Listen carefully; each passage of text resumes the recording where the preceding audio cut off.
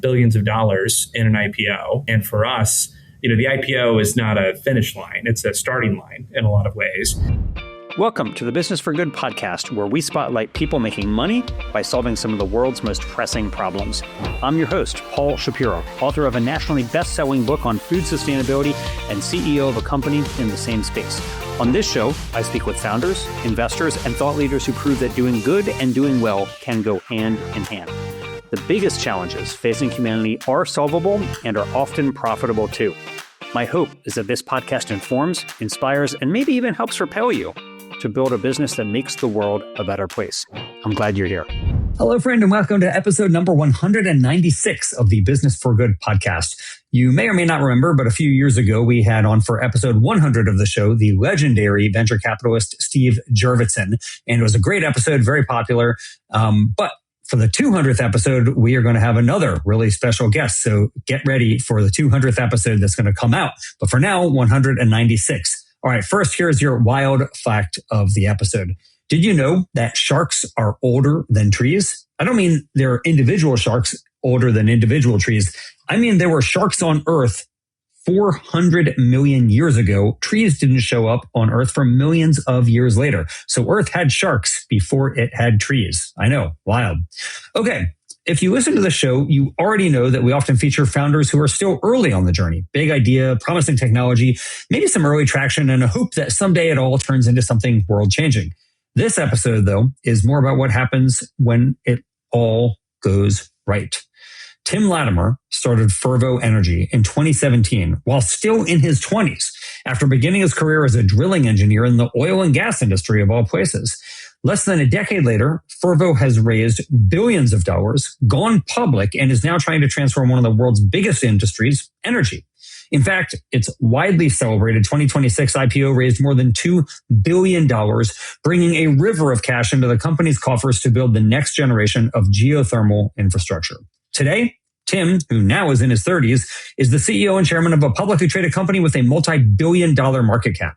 Fervo's big insight is that the drilling technologies optimized in oil and gas, especially horizontal drilling, can be redirected toward geothermal power. In other words, tools once used to extract fossil fuels might now help produce clean, reliable, 24/7 carbon-free electricity from the heat that is beneath our feet. Fervo has already put geothermal power on the grid with Google as a customer, and now it's building a major project in Utah that could help show whether geothermal can move from a niche energy source to a meaningful part of the clean energy future.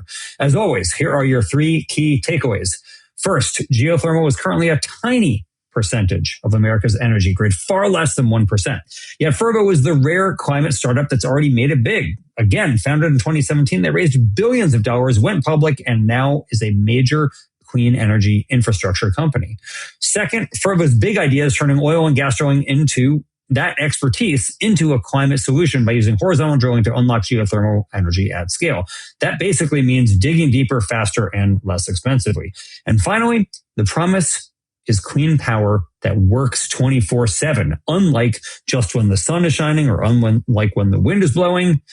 Geothermal is a potentially major role in the grid that is already strained by AI and data centers and more electrification, and Fervo just might have the answer to solving those problems. Okay, I'll let Tim tell you that story. Tim, welcome to the Business for Good podcast. Thanks, Paul. Great to be chatting with you today. Hey, you have been on such a wild ride. If there is an American dream, I think you've lived the entrepreneur's dream, right? And that is to start a company, raise massive amounts of capital, IPO, and raise even more massive amounts of capital, and go on to start trying to change the world. And you're one of the few who's actually done that, right? Most companies fail, let alone, fail only after a couple of years.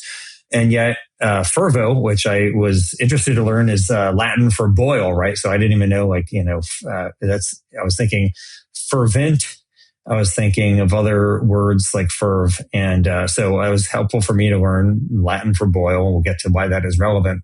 But when you started this company in 2017, let me just ask you, if you had thought, hey, I'm going to raise billions of dollars and be leading a team of hundreds of people and actually trying to transform the energy industry, what would Tim of 2017 have said to you? It's a great question, and I'll try to put myself back in those shoes. And I think the funny part of a journey like this is, like you said, a wild ride and simultaneously a fantastic outcome. And many things are in terms of us achieving our mission and growing the company and raising capital have just been like phenomenal experiences. But the irony is that it's also just the plan. and so I think that's sort of maybe how I would have thought about it in 2017. I would have said, oh, wow, it turned out it worked. That's quite remarkable because, I think when every founder starts on that journey, that you would never. Entrepreneurship is hard. Starting a company is hard. It's a grind. It's emotionally taxing. It takes a lot out of you. You would never do it if you didn't have that North Star in mind of a huge mission you can accomplish. But as you mentioned in the start, most companies don't get there. And so I think that's the funny dichotomy of that position is it would have been both things true at the same time. It was just the plan that we put down on paper and we executed it. But simultaneously, just remarkable to see that it all came together the way that it did. So I think that's how I would have thought about it in 2017. And if you had been told in 2017, 9 years later, the plan will have worked, would you think, is that because I was so smart, or because I got lucky, or because the timing was right, or the technology was really good, or the people around me were great? Like, what was it that made the plan go right? I think that all those things are true. Timing matters. The external environment matters. When you think about entrepreneurship, one of my mentors always refers to this is that you have kind of an earned secret that you have that nobody else has, and that's what makes your company successful. Because if it wasn't a secret, then the incumbents would be doing it. There wouldn't be a space for you.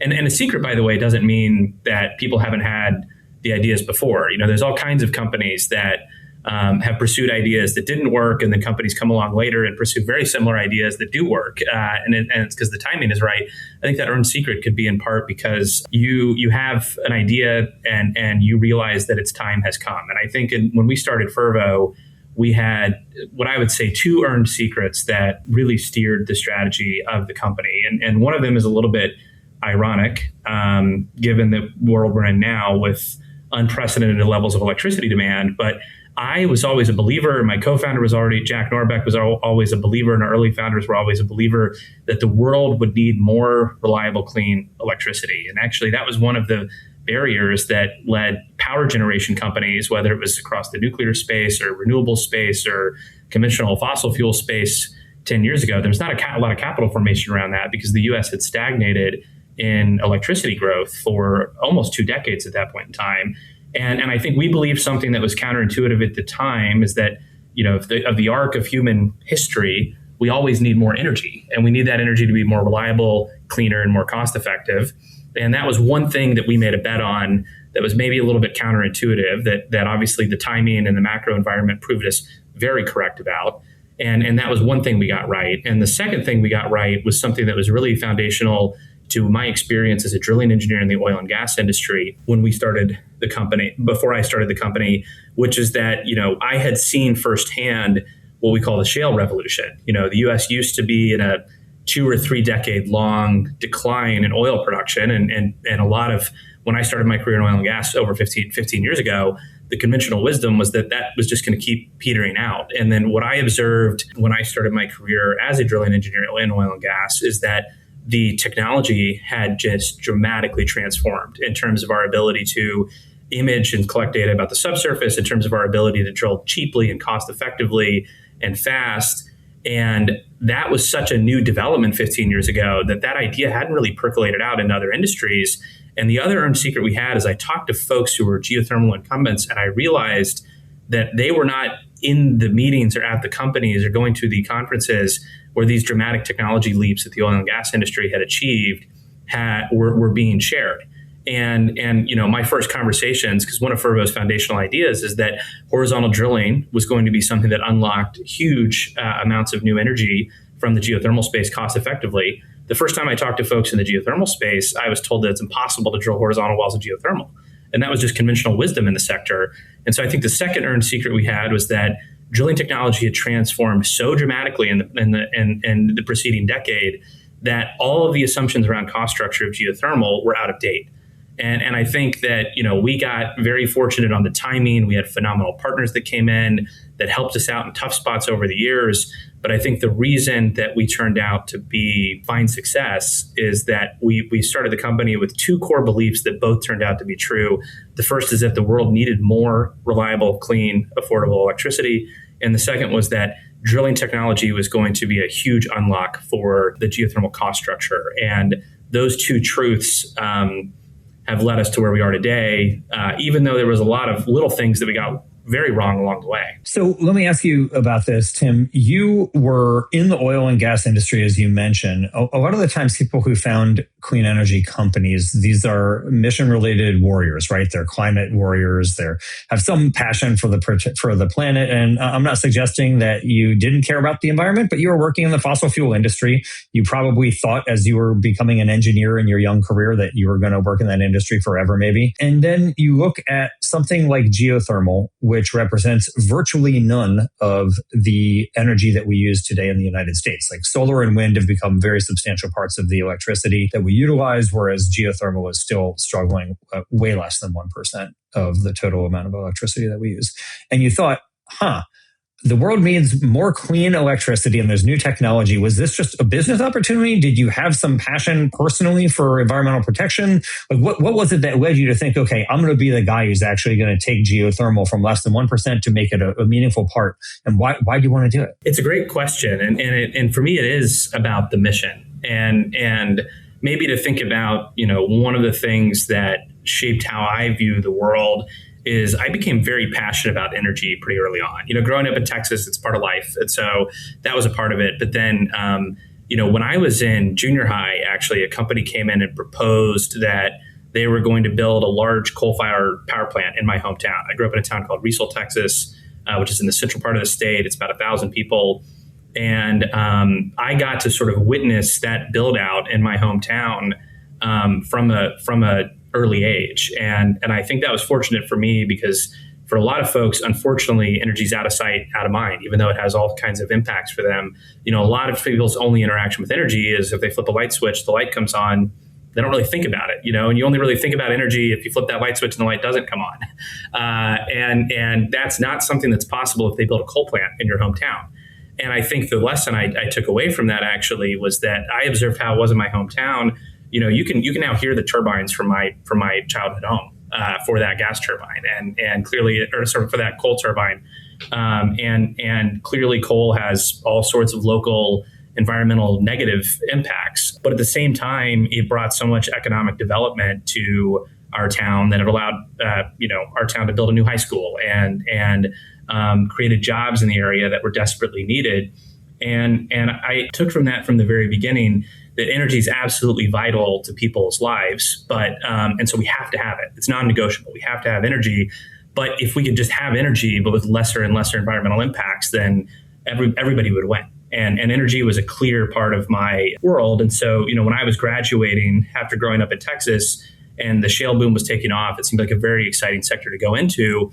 And it really, underpinned that the kind of the first part of that thesis, which is that increased energy development can be an economic driver that improves people's lives. And I was very excited about that. But there was also part of me that always felt this nagging doubt about the second part of the equation, which is, but is the thing I'm working on day in, day out also going to reduce the environmental impacts of the work? And I've always been a big believer in innovation. And I don't like when things get put in a box where you're forced to choose between two suboptimal outcomes. And I've always believed that if you're forced to choose between two suboptimal outcomes, that is an opportunity for innovation to make that trade-off less costly. And so it was with that context that I sort of stumbled into the world of geothermal. And I realized that the technologies that I was working on day to day in oil and gas could do the same thing in geothermal. That would open up energy supply, that would create economic opportunities, that would make energy more reliable and more affordable for people. But if that worked, it was going to do so in a way that was far cleaner than the way we get energy today. And I honestly, in some ways, I thought it was cheating. I was like, wow, I've spent years becoming a drilling engineer, and there's actually a discipline where I can go work at that and create energy for people and do so in a sustainable way. And it was just, that's kind of what motivated me from the beginning, is finding this thing that wasn't a trade-off between two suboptimal choices. It was something that achieves both parts of what I think are really key missions for the world, increasing access to energy and doing it in a cleaner way, all in one thing that mapped to a skill set I already had, which was drilling wells. And that's what drew me to the opportunity. Okay. Why, Tim, is geothermal such a rounding error in the energy sector today? Presumably, a lot of people know that it's hot underneath the earth. The deeper you go, the hotter it gets. And heat can help generate electricity. But yet we still are spending our time either digging up fossil fuels like coal and oil, or building solar farms or wind farms or nuclear power plants. Why is there not as much interest in energy going into geothermal? Like, why is this still a rounding error in the energy pie? It's a great question. And geothermal is not new. It's been around for over 100 years. The first geothermal power plant was developed in Italy in 1904, and yet it has not grown. And the reason for that, like a lot of things in the energy and infrastructure world, comes down to cost. And geothermal is a resource that you find underground, and so it shares characteristics of other things that you find underground, which is that some of the resources are better than others. And so, if there is really high heat very close to the surface and permeable reservoirs, because it's on top of a volcano or near a rift zone like you find in East Africa or Iceland, it was cost effective. And you could drill relatively shallow wells, produce the steam from them directly, and generate electricity from it. And that's why the industry has been around for 100 years, because in certain places with very unique geology, it worked. And those places are Kenya and Iceland and New Zealand and California. But the challenge was that once you develop those resources that were so geologically perfect that in many cases, they were truly sitting on top of volcanoes. When you try to move to the next set of resources that may not have had the same geologic attributes, the drilling costs escalated so much that it was cost prohibitive. The well productivity, if there wasn't enough natural flow pathways in the subsurface, wouldn't produce enough megawatts per well. And so the industry sort of has stagnated now, because the really good early resources and places that had the perfect geology were tapped often decades ago, and the technology didn't exist to make the next class of resources work. And so that's how it ended up being a rounding error. And what Fervo has done differently is this recognition that the drilling cost curve has been bent so dramatically that, okay, what if that next class of resources where you have to drill deeper because you're not on top of a volcano, and you have to figure out how to make the wells more productive, and you have to do it at a lower cost structure, what if the technology exists to do that? Could you take this from a resource that today in the United States has a capacity of only 4 gigawatts, which is, as you mentioned, effectively a rounding error in terms of the national energy mix.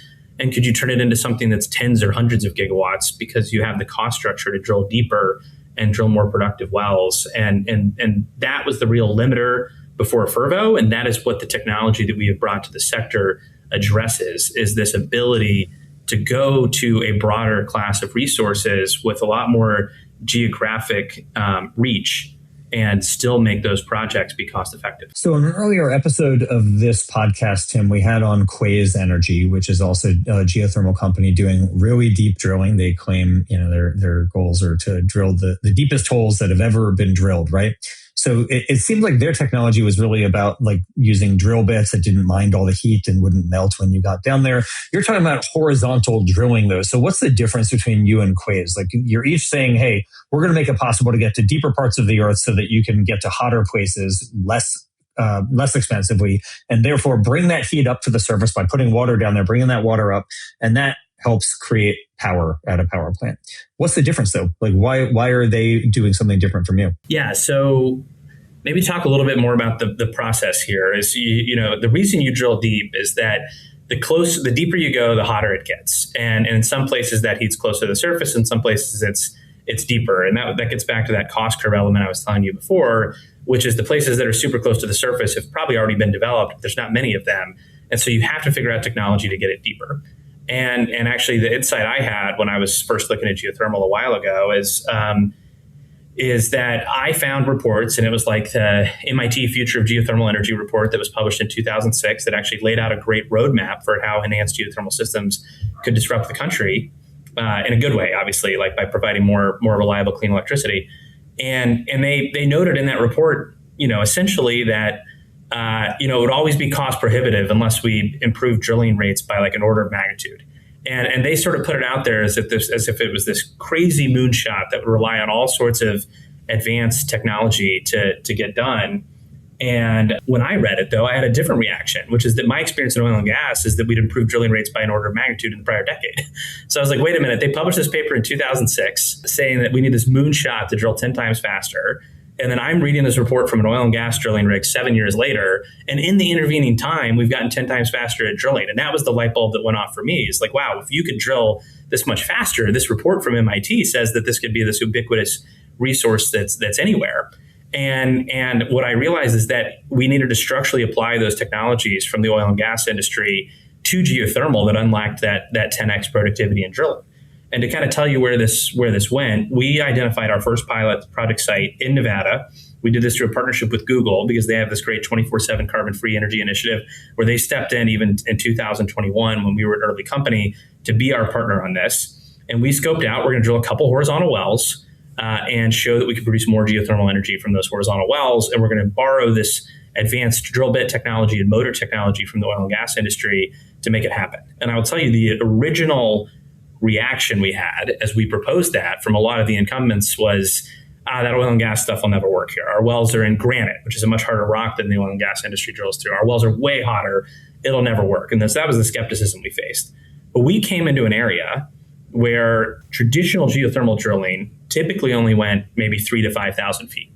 And we realized that you could get more heat if you went deeper and you could get more heat if you went horizontal. And so we went to that site and those wells that were 3,000 to 5,000 feet deep, they would take like 50 days to drill. And we said, what if we went 8,000 feet deep, turned horizontal and drilled 3,000 feet more? Again, most of the incumbents, experts we talked to said couldn't even be done. But that was our Project Red pilot. We ended up drilling that first horizontal well ever drilled in the world for geothermal because we had to develop a lot of new drilling technology to make it happen. And we did it in 70 days, which I thought was quite an accomplishment because this well was double the length of these other wells that would take 50 days. And we only did it in 70 days, even though it was harder, included this horizontal component. But that was just the beginning for us. One thing that we just announced in a press release actually is in the intervening 4 years, we've gotten radically better. So I just want to tell you about what we just did. We just drilled a well to 19,448 feet at our site in Project Cape. It's dramatically hotter than the Project Red pilot we drilled. We drilled it over 100 degrees Fahrenheit hotter. And keep in mind that Project Red pilot, they said, could not be drilled because it was too hot. And we drilled it in 21 days. And so we're drilling radically faster now. And that's the huge unlock that allows geothermal to go to way more places. Yeah, that's amazing. That's amazing. And so for people who are uninitiated, Tim, when you talk about these wells, it's almost 20,000 feet. What does this well look like? How wide is it? Like if you're walking on the surface of the earth, are you going to fall into this thing? No, this is a common misconception. Actually, I don't know.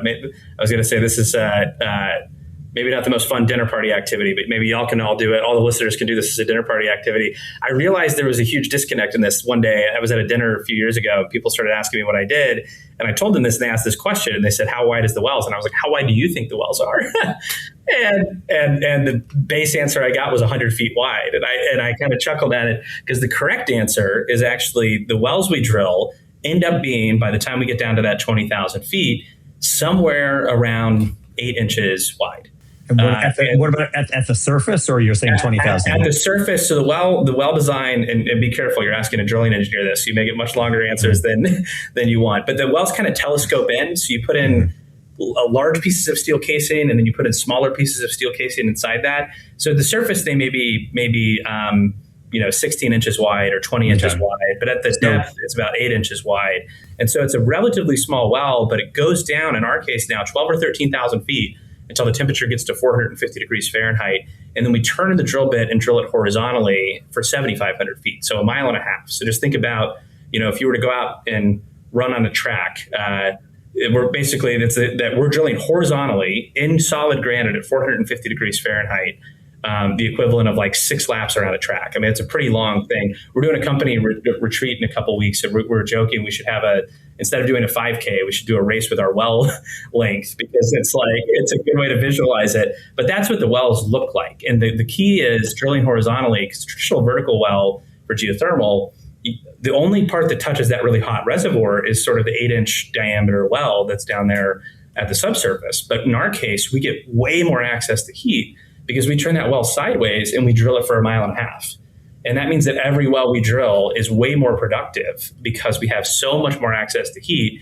And that's the key of what the horizontal drilling does for us. So first of all, I presume people who don't want to run a long time are going to love to run only 6 laps on a track rather than 5K. So that'll be better for them. So you might get higher participation if you do that. But second, so just for the uninitiated, so you have basically an 8 to 16 inch hole in the ground. And what you're putting down there is essentially a pipe of water, right? Like you're shooting water down there, letting it get heat up in that 450 is a real oven, almost literally down there. And that water comes back up, and it's essentially boiling, right? Because the boiling point of water is 212.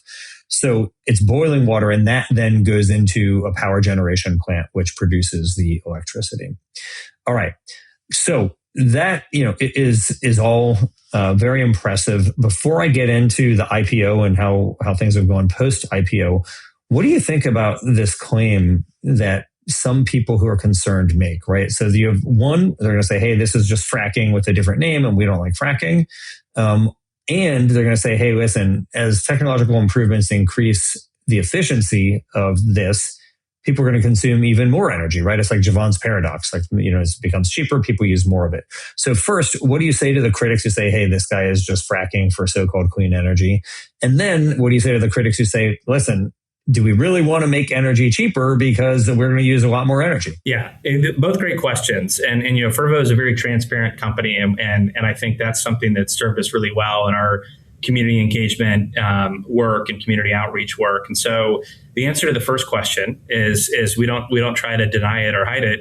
We use technology that is borrowed and adapted from the oil and gas industry that uses hydraulic fracturing techniques.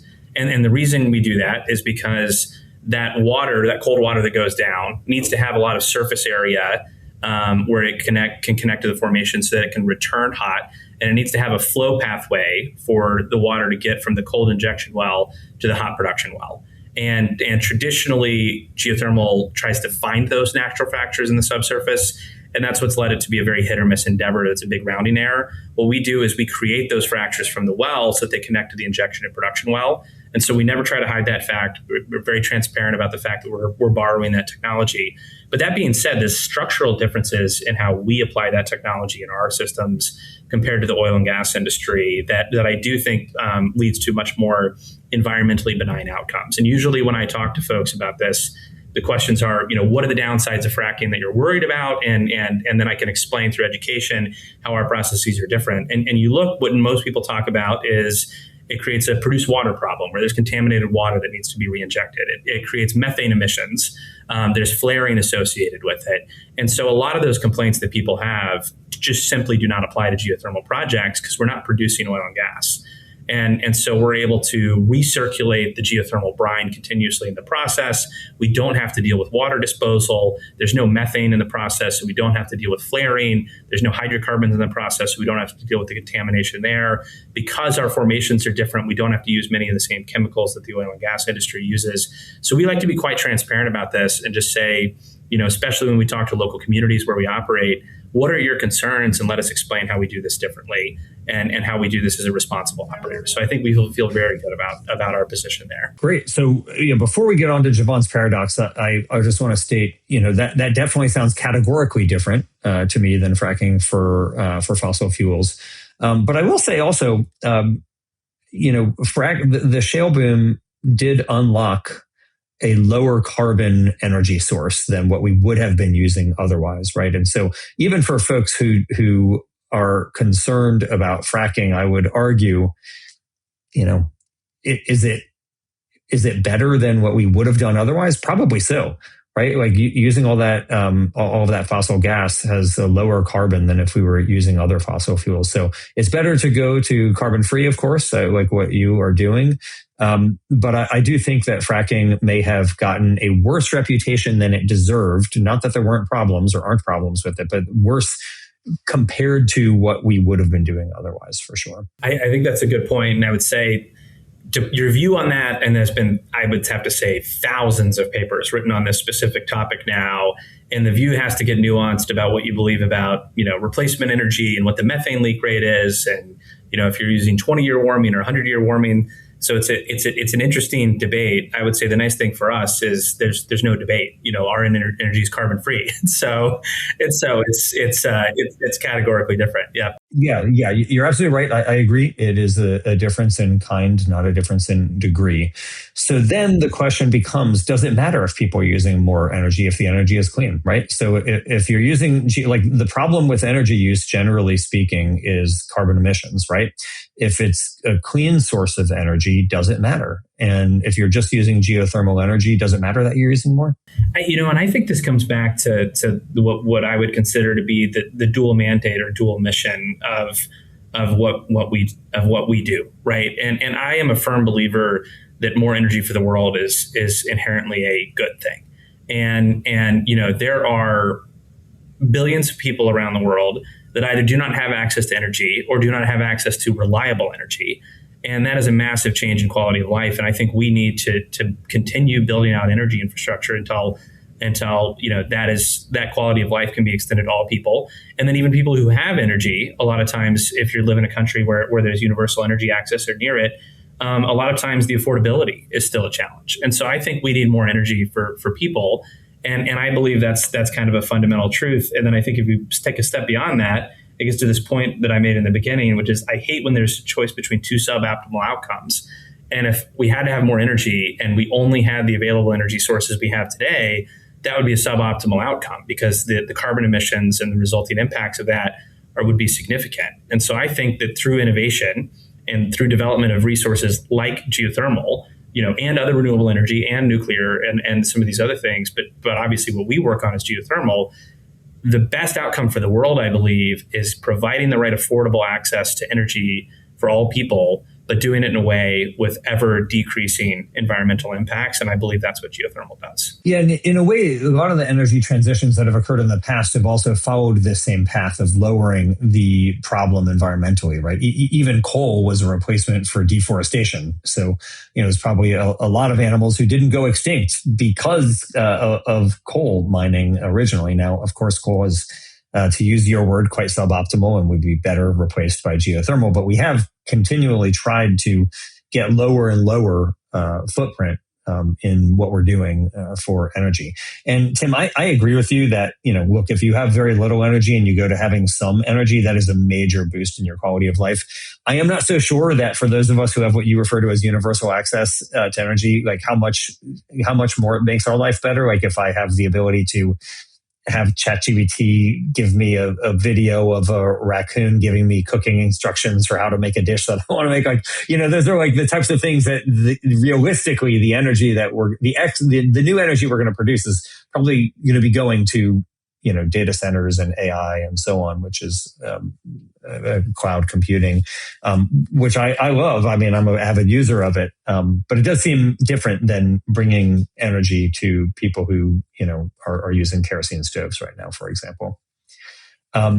Okay. So I want to get, Tim, to your IPO and to your process here, because you went on this rocket ship ride, right? You start this company in 2017. You're still in your 20s at that point.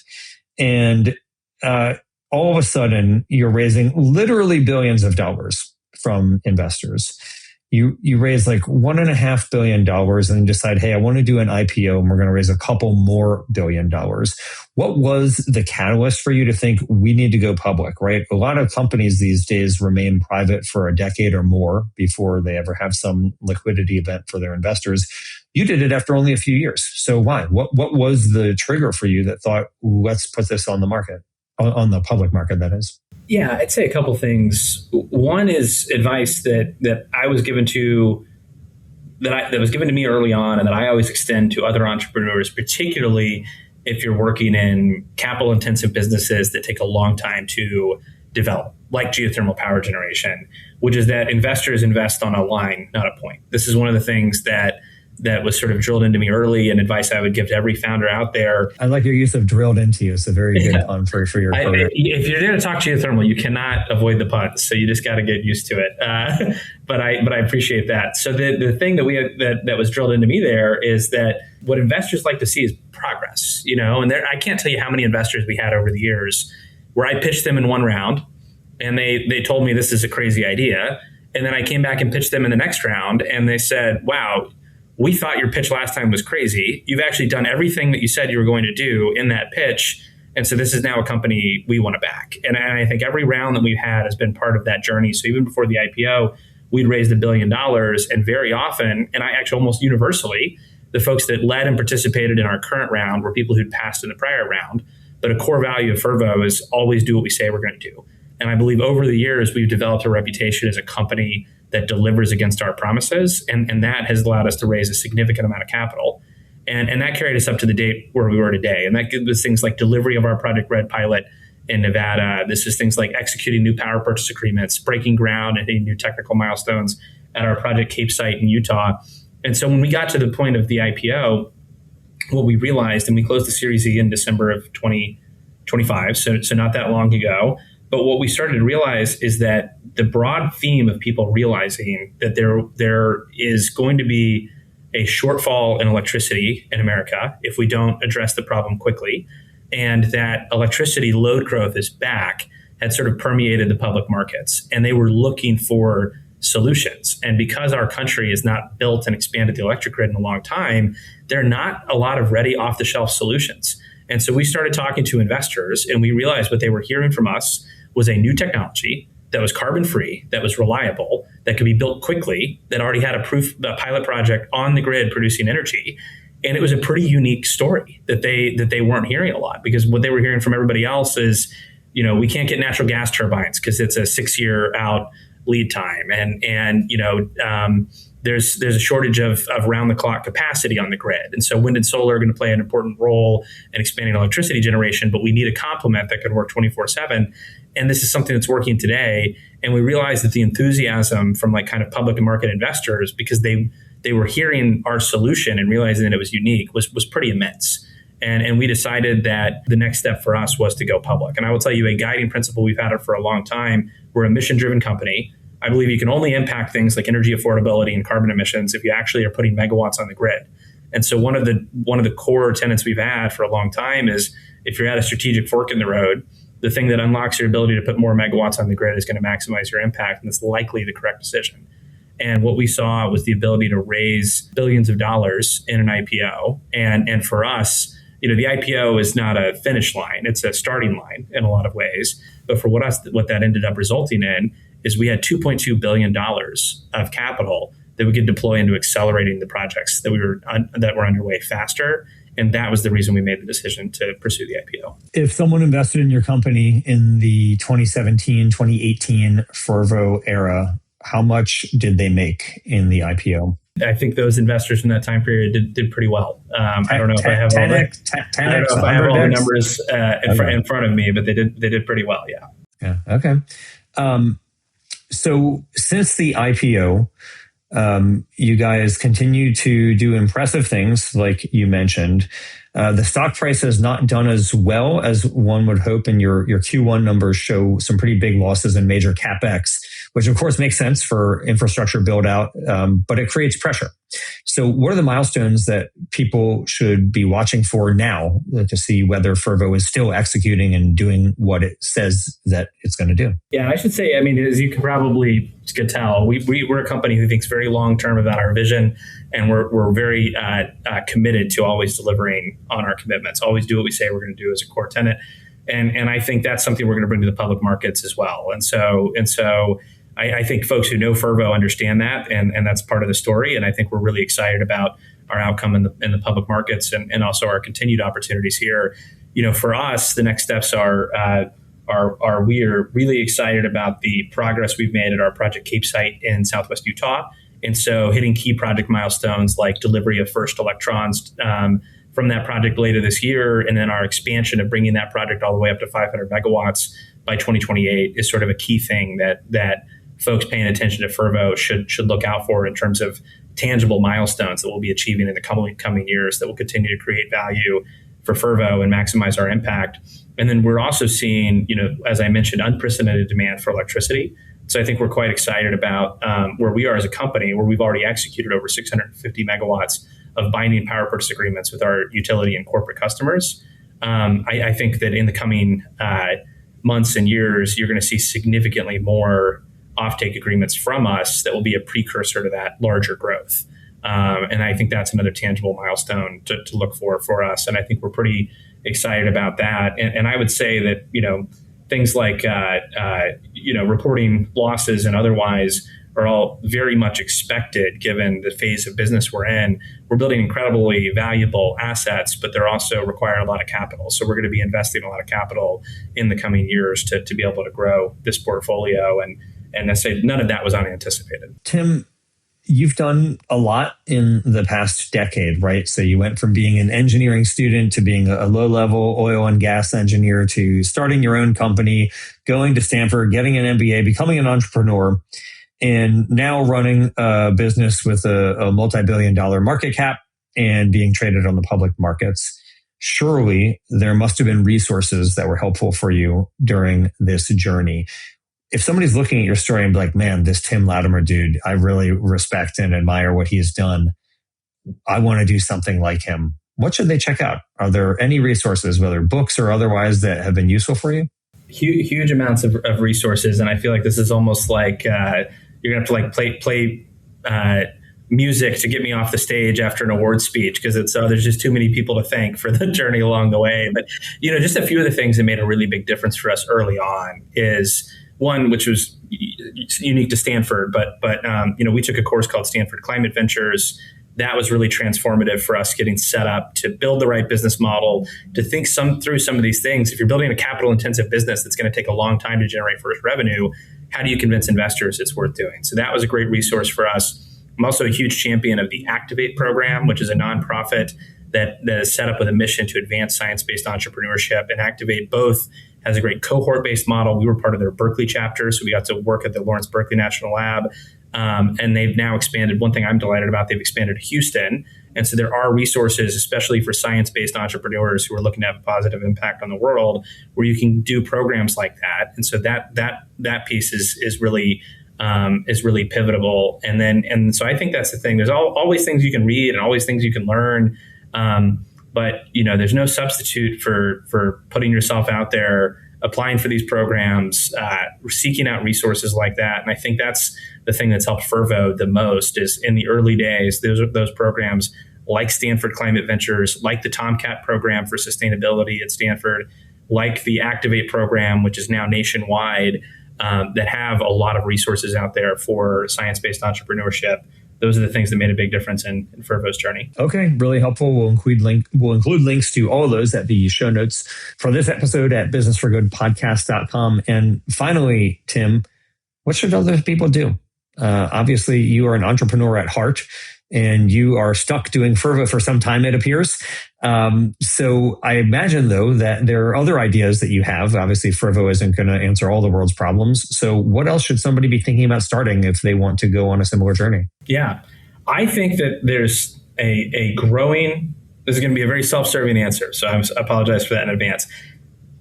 There's an exciting and growing geothermal entrepreneurship ecosystem. I think it needs to be 10 times bigger and 10 times faster. And there's all kinds of opportunities. And that doesn't mean, Fervo has gone through the decade-long journey of establishing ourselves as a developer of power. We built the power plants, we sell the electricity, but we have pain points all across the value chain of we need drill bits and motors that work at higher temperatures. We need power plants that are faster to construct. We need electrical equipment that's more efficient for installation at our project sites. And I believe that there's going to be a new wave of a geothermal startup ecosystem where it's not necessarily folks that are trying to compete with Fervo as a developer, but it's folks that realize that if this industry is growing rapidly, there's all kinds of new business opportunities in solving the technical and engineering challenges that go into the geothermal power plant process. So faster construct power plant facilities, more efficient electrical equipment, higher temperature drilling tools. These are all things that I think we're going to see a flourishing of startups in the coming years as geothermal has now established ourselves as a real large and growing industry. All right. Well, I hope that somebody creates the next big drill bit that Fervo will be using to go deeper and faster than you've ever imagined before. So I really appreciate what you're doing to try to avert and mitigate the worst effects of climate change here by helping transition us off of fossil fuels, Tim. And I will be rooting for your success as the company continues on its journey. Fantastic. Thank you.